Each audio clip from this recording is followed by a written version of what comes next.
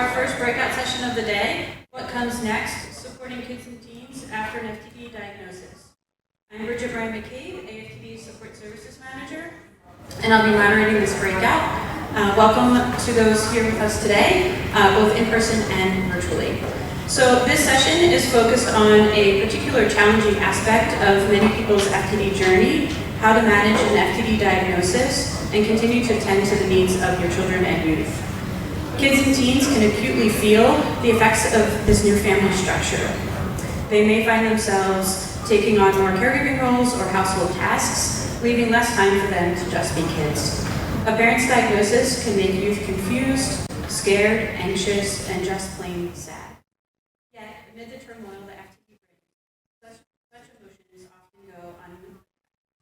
If this resonates with you, you're in the right place. This session will offer strategies for supporting children and teenagers of an FTD diagnosed parent, step-parent, or guardian. We have with us 3 staff members from Lorenzo's House, a Chicago-based organization that focuses on supporting families that are facing young-onset dementia to provide insights from their work. Diana Cose, in the middle here, is the founding executive director of Lorenzo's House. Her husband was diagnosed with young-onset Alzheimer's in 2017. Next to her on the right is Tessa Garcia McEwen, and she's the co-founding board member and global facilitator for youth programs at Lorenzo's House. And Bree Ruge is Lorenzo's House's program and communications coordinator, next to me here on the right. Welcome to you all, and please take it away, Lorenzo's House. Thank you. Hi, everyone. Thank you, AFTD, for inviting Lorenzo's House. We are so honored to be here, truly honored for this platform. Yeah. At Lorenzo's House, we are growing a community of younger families living with dementia. And just this morning, I received a call, and I'd like to just take a moment for Kevin, who passed this morning, and his brilliant wife, Heather, and their kids, Miles and Maya, who are 8-year-old twins, and Jace and Jalen.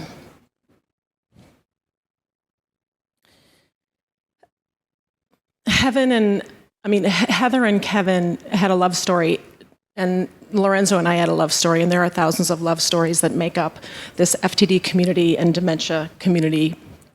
And Lorenzo's House is founded on a love story. I got lucky with love, and I found Lorenzo over 35 years ago. And fast forward today, we have 2 children, 2 sons, Justin and Lucas, and what I call a diagnosis of the family.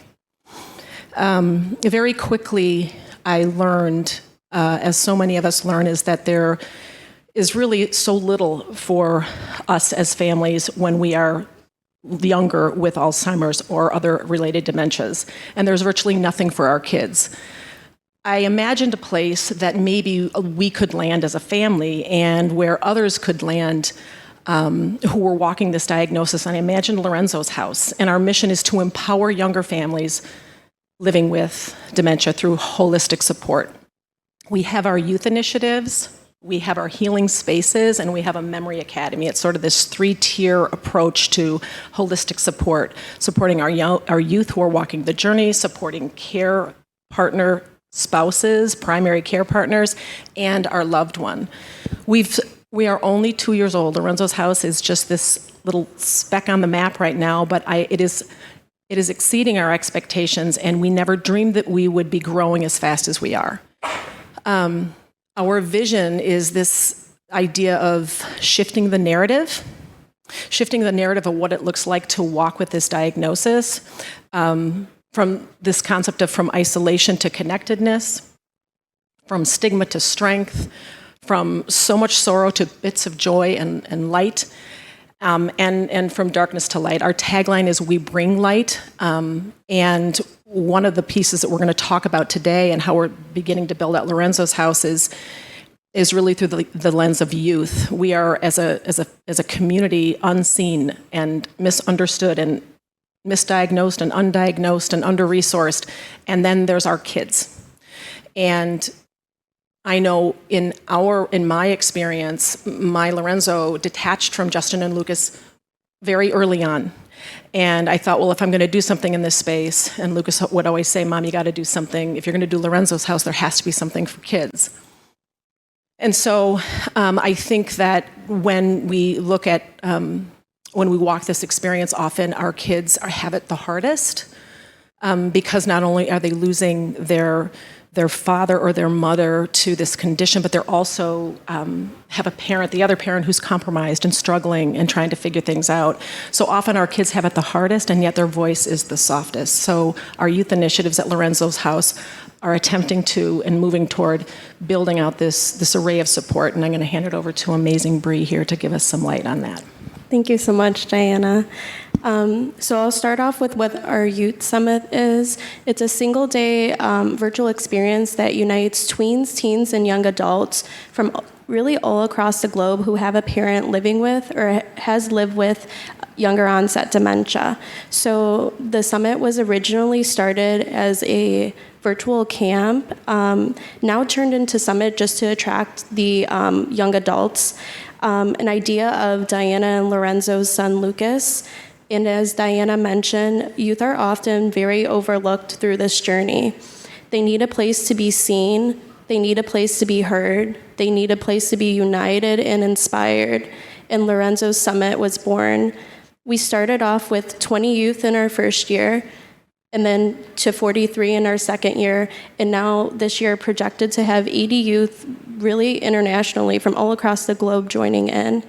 The summit is co-planned, led by our youth with smart partners like ADI, Yale University Art Gallery, Teepa Snow, UChicago Medicine, and so many more. Together, our youth will exchange caregiver strategies, build connection through their common story, dismantle stigma, and expand our knowledge through understanding.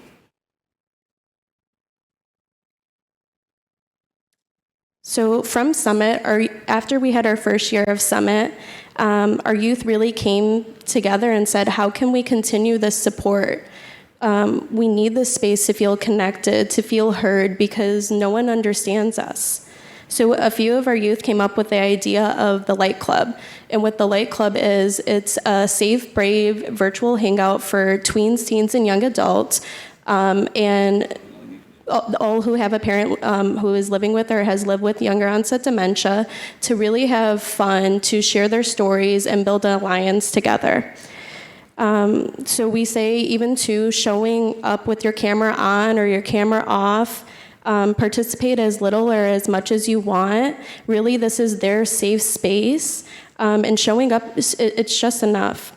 One of our youth shared that he was so grateful for this space to connect with others because he feels like he can't share his tough moments, everything about his parents' condition with anyone, and felt that he couldn't share with his parent that wasn't living with the condition because it would be too burdensome. So having a safe space to share without explanation has really supported him on this journey. And you'll hear more from Tessa here in a minute, who facilitates our Youth Light Club. The session starts off very easy, asking what did you have for dinner, weather outside, weather between your ears. Tessa normally leads a guided meditation teaching healthy coping mechanisms that youth are adding to their toolbox. They will dive deep into a journal prompt that for the month that the topic is normally developed by the youth themselves and what we're hearing and what they really need to address and talk about. And then I would love to now hand it off to Tessa, who will lead us in a practice the youth actually experience in the Light Club.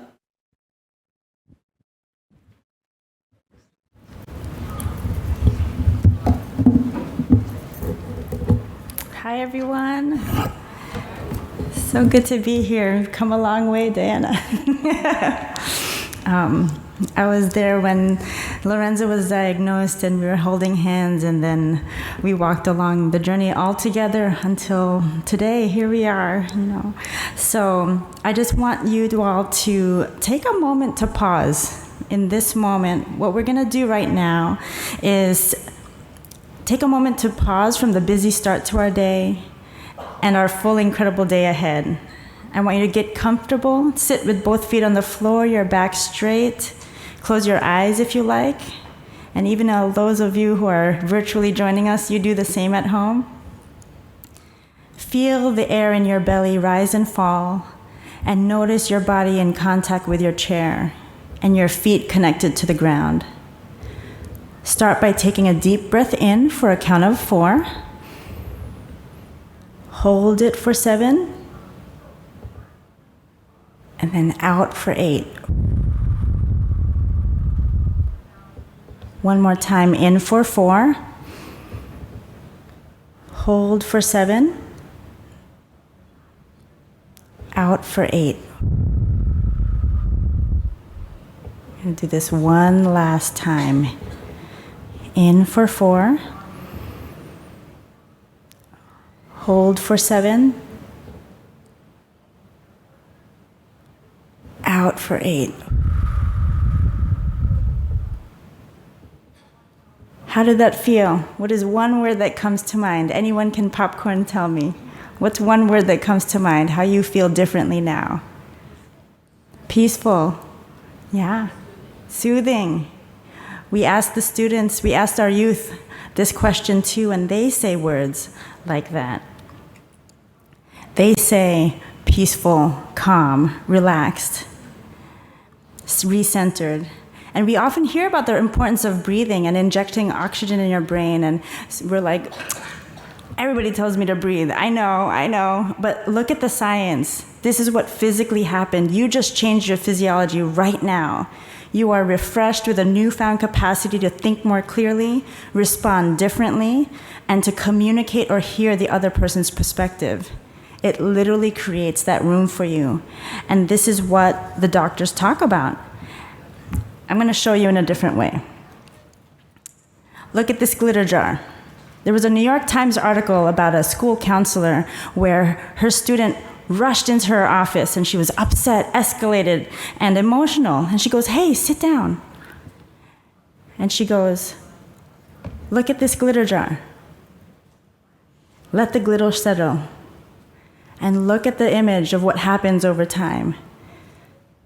What are we doing in that time?" She waited and she said, "Okay, now tell me what happened." She allowed for the oxygen to come into her brain. She was inadvertently breathing and calming her whole system down. Now she can think more clearly and talk to her counselor. The science shows us that when you bring oxygen to our brain with breathing, with exercise, and good sleep, you're fundamentally cleaning out the brain to make way for better decisions, thoughtful responses. And when our brain is like this, we're all charged up and escalated. We can't hear each other. We need to let the glitter settle. And this is consistent with all the nutrition and fitness experts and the neurology doctors, the dementia, stroke, heart doctors, the NIH, and even the therapy and counseling experts will utilize this to exactly with that 4-7-8 breathing technique we did for panic attacks and anxiety. So what we're learning is that it really matters. And why does it matter for the youth? Because they have long days that lead to short fuses. They're balancing school and caregiving in their personal life. Remember, Diana said they have the hardest jobs and the softest voices. And so they're craving connection with their parent, their peers. And they're actually really curious to learn what is happening. That's what they want to know. Tell me what's going on. Help me understand. And so they can benefit from these skills and the information and the knowledge. And so these are the key questions that we're asking ourselves here. What should we be looking out for in our youth? What does the data say? What do the youth themselves have to say about their journey? And what types of resources can help us? And that's what we'll share with you today. And Diana mentioned something really powerful when we were talking about this. It's about a sort of raised consciousness as a parent. And I invite you to share that. What is that consciousness that you're talking about? That came from your mother, I believe. Right. I guess. I've always been told I have a loud voice, so I'm sorry about that. I remember, you have snippets of memories, and one of the memories we were talking about just last night was when my mom reminded me to keep an eye on Lucas because you're paying too much attention to Papa. You know, like you're constantly tending to Lorenzo, and Luke is in 4th grade. And I thought, oh, I've got this. I can figure this out. My life is turned upside down, but somehow I'm going to figure this out. But the last thing I thought I was doing was not being there for my son. And we brought that up, and I think that sense of consciousness as a parent, I look back now and I'm so much clearer on things, but I think if there's something that Lorenzo's house can impart to our caregiver spouses and parents who are in the position I was, is what does it mean to be conscious of how our kids are taking and walking this journey? And that's what we're trying to explore at Lorenzo's house, is what can we do together and what are we building here in terms of supporting that journey? Yeah, exactly. And we were talking about how the more we listen to their voices, they are our compass for how to take the next steps. And then the more we know how to help, right? And so we've looked into the data, and the data tells us certain things. You know, we want to look at this mindfully. The data from the National Alliance for Caregiving and the AARP survey are saying that there are 5.4 million caregivers under the age of 18 in the U.S., and that they're taking on more caregiving and they're having difficulty connecting with peers. And we're seeing that the anxiety and depression rates tend to be higher, and they're experiencing symptoms of depression, and they're feeling overwhelmed and stressed and challenged. While we do have the space to acknowledge and hear the real situations from these youth, we also want to really hone in on the data a little bit more closely. Let's get the youth with a parent diagnosed. Let's get the data for that. And really, what else are we learning? Because while they are free and open to share their tough stuff, they are also sharing their resilience. So for example, our young girl, she said, because our theme of the month at the time was transitions and the new year, it was January, and she goes, my New Year's resolution, I want to be brave and strong because my dad is stage 7 of 8, and I'm not sure I'm going to see the end of him this year. I think he might not make it. And she said it with such robust warmth, and it's the bittersweet holding of it all. And we heard it all, and she was 8 years old. So they are telling us and showing us their sense of pain and resilience all at once. And so what the big idea is, what I want you to take away from today is what we're learning in Light Club is, and I'm going to read this word for word because it's so important in capturing what we are doing here, is when youth with a parent diagnosed feel a sense of community with others, sharing a common experience, learning a healthy coping strategies through various modes of creative arts and movement expression, and they gain knowledge plus resources in dementia care. Not only are they emerging with practical tools, their very beings change physically and emotionally.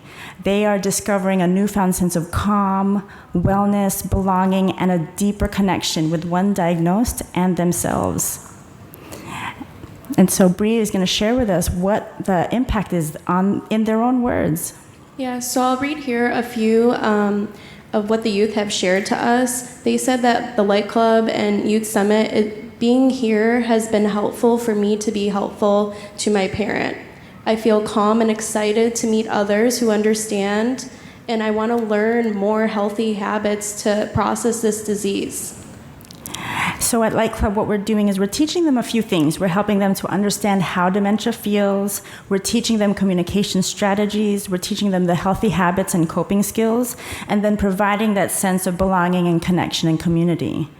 So as we talk about how it feels to have dementia, we really dive in. They're so hungry to learn the science behind it all. So we teach them that there can be tough moments. Diana reminded me yesterday that when Lorenzo was diagnosed, I had a session with her son that resonated deeply. It's the disease, not your dad. And that stayed with Lucas. We had a moment in the last Light Club where an 8-year-old youth said that his dad kept just standing in front of him in the TV, in front of him, blocking the TV. And I said, hey, that right there, he may not have the words, but that's his way of saying hi. And others chimed in, hey, this happens to me too. And so at the end of the session, we talk about what we learned, and the boy came back and he said, I learned that Dad doesn't mean it. He's just doing the best he can. That level of clarity and understanding and compassion is huge for the shift in their attitude at home and their sense of patience and just warmth towards their parent at that time. I say that Dad may have some missing books up here in their brain's bookshelf. They might not have the words or know how to alter their behavior, but Dad just wants to feel seen, and he just wants to connect. So I often tell them, ask yourself, will my comment, will my gesture or facial expression make the person want to avoid or approach me? Will my comment, gesture, or facial expression be helpful or harmful? So we teach them these subtle ways to interact so that they can communicate some type of warmth and connection with their person diagnosed. They just want to connect. We also talk about de-escalating tough moments, as we all know, at home, out in the public. And so we teach them these techniques that you can look up, like the yes and technique or the last word technique, to help build conversation. And so we teach them that all behavior is communication. When we're missing the words, what is their body telling us? Are they hurt, scared, angry, stressed, embarrassed, right? How does the word no feel to you? Those with memory loss or cognitive impairment are really hyperfluent in noticing the body language, and so they can really sense some frustration and impatience for some patients, right? So just as one can sense warmth and joy and connection, they have moments of noticing your warmth and connection as well. And so as we talk about healthy habits and coping skills, we do this in a variety of ways. Everyone's different. Some people are talkers, some people need art, some people need to write. We honor all styles. And so we do the mindfulness skills because these are their words. I am calmer than I was before. I feel happy, peaceful, relief, calm, relaxed. I will deep breathe when I have anxiety. They have even told us they not only use this at home, but they come back and say, I used it at school. There was a fight at school. I ran to the bathroom and I did a deep breathing. So we are seeing, and the science backs it up, that this is an impactful skill. And we also have their journaling and their artwork too. And Bree will share what one youth said. Yeah, I'll read in the middle here. The image in the middle, 11-year-old girl drew this and gave us the permission to share. I'll read here what it says. This is hard to handle and manage. Living without a family member is hard, especially your mother or father. This disease ravages their mind and causes rough times for their caregiver and children of the family. But one piece of support I have for you today is don't dwell on the troubles and cry about them at night. Focus on the good you can find in your life, big or small. That will help you get through this much easier than the sadness and frustration. And we had other things that they have been sharing from us too. Mom went on a much-needed vacation, so we were home with Dad. At first, we were nervous, but then we gave him lots of that one-on-one time that we learned at the Light Club. Time with hugs and kisses, and he was happy. He was in such a good place. Mm-hmm. And I know that that was coming right off the Light Club where we were talking about that one-on-one time. Sometimes I have a hard time. It is easy to get mad at my dad, so I take my anger out by drawing a picture of what I think his disease looks like. And I hang it on my wall, and I choose to get mad at that instead. That's so deep, right? Yeah. So, and our kids are given this brave, safe space to go there. Mm-hmm. And I told her, how did you know that? Did you do? She's like, I came up with it on my own. And I knew that that was an actual solid technique that therapists use for children. So, wow, right? And so we know that it impacts them socially too. Like sometimes it's hard to be connected with others. They feel some loneliness and isolation. And so they have told us what you can do to support. We asked them, what do you want the world to know? What advice would you give? And they said, most people avoid us.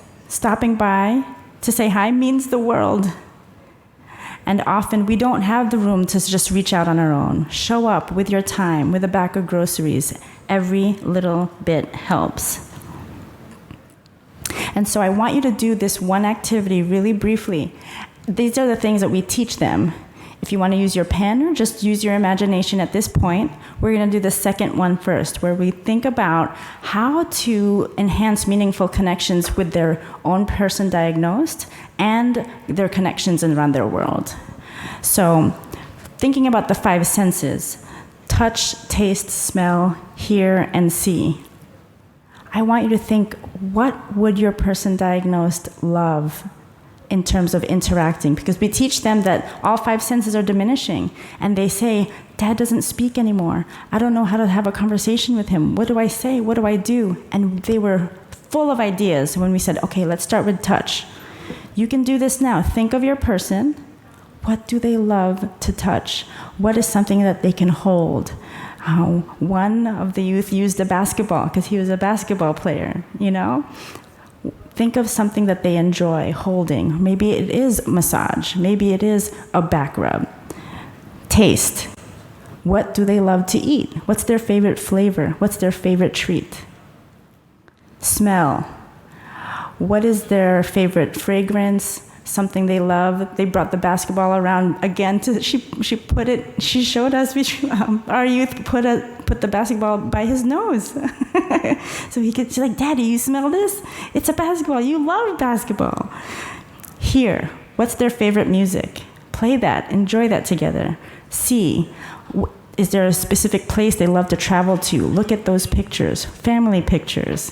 Watch a video. Watch a movie they like. Do this with your family. The second thing we tried to do was make a list of your favorite people.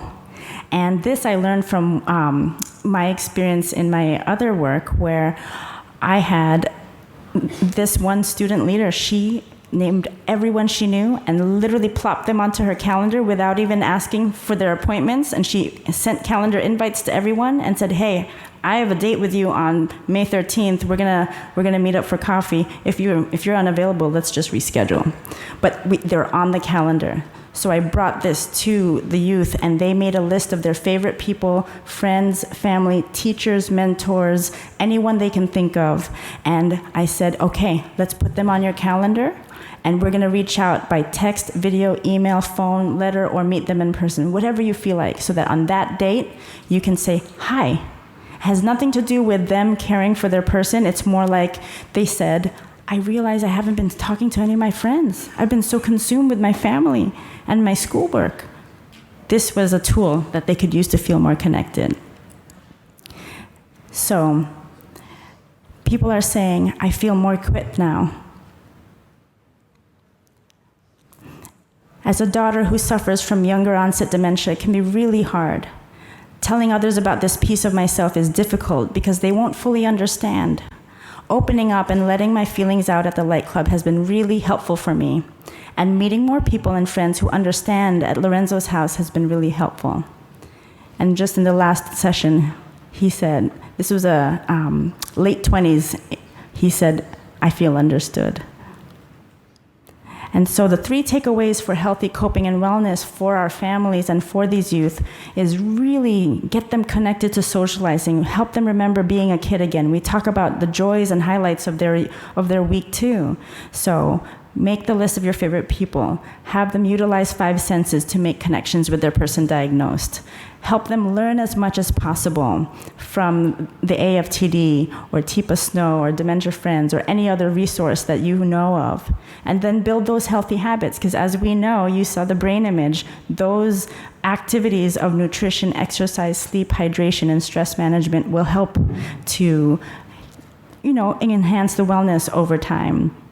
And part of that includes the mindfulness skills. We actually utilize all different kinds of guided imagery, breathing exercises, affirmations. I try to teach them a different kind every time, and we use meditation apps like Insight Timer, among others. So it really helps them with stress management, in-the-moment self-regulation, and training their brain for the hard times.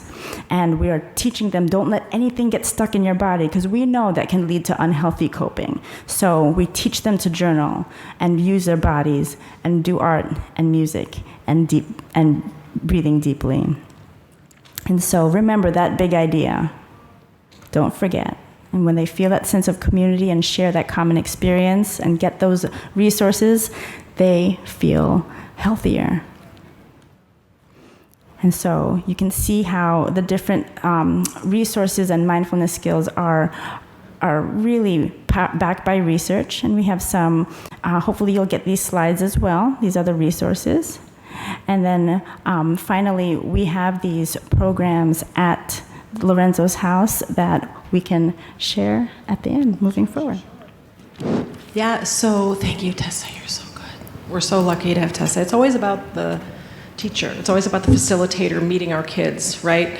We can have all these ideas and great research and great ideas, but it's about who's meeting on the other end. And Bree and Tessa are running our programs, and so we're so grateful. Our Light Club is 1 hour, ages 8 to 30, 2 Wednesdays a month. It's called the Light Club for tweens, teens, and young adults. Our Youth Summit is Saturday, June 17th. It's a full day virtual. We have over 80 youth coming. Please spread the word. And again, we are very specifically and kind of unapologetically supporting youth who have a parent diagnosed. So it's not a grandma or grandpa, it's really specifically young people who have a parent or a guardian. And then we have our healing spaces for the primary care partner. Bright Brunch is a women's brunch. It's gender-based, and our light lounge is for our men. And then we have and those are, Bright Brunch is on Saturdays. Actually, it's this Saturday, tomorrow. And then our light lounge is 1 Wednesday a month. Check out our website. And then we have a music movement and memory class in Chicago. So Lorenzo's house is born out of Chicago, but we're really virtual. We're supporting youth and families across 32 states and 3 countries, over 300 families now, and again, in just a couple years. And then the last piece, and I invite anybody who's been connected to young-onset, we have a family night in Chicago. It's once a year, and it's June 2nd, so that's in only 4 weeks, but it's going to be down on Michigan Avenue near the Bean, and please, if you go onto our website now, it's a landing page. We are determined to figure this out for young people, and we are just 2 years old, and Lorenzo passed last summer, and I am still on the journey. We are still on this journey. We are brothers and sisters on this journey. There is nothing less than saying we are brothers and sisters, because we are connected. The minute we share our stories, we are deeply, deeply connected. And at Lorenzo's house, we want to build this family that truly understands and where everyone is welcome, and so that no one walks this journey alone. So thank you for listening, and if you have ideas or insights, we build Lorenzo's house on the voices of our community, on the voices of our kids, and we're just getting started. So thank you so much for listening. So Diana, really quickly before, we have like a minute or so before I have to wrap up, you mentioned a lot of activities that are happening, and specifically some were virtual, correct? And then some were in person. So there is a table, obviously also Diana mentioned her website, but there will be a table, or there is a table for Lorenzo's house out for folks that are here in person, that you can kind of get more information, and then her website to reach out for all of the events that are happening in person. So it's time to wrap up already and get ready for lunch. So I have a few housekeeping pieces before we break, but first, thank you so much to Tessa and Diana and to Bree.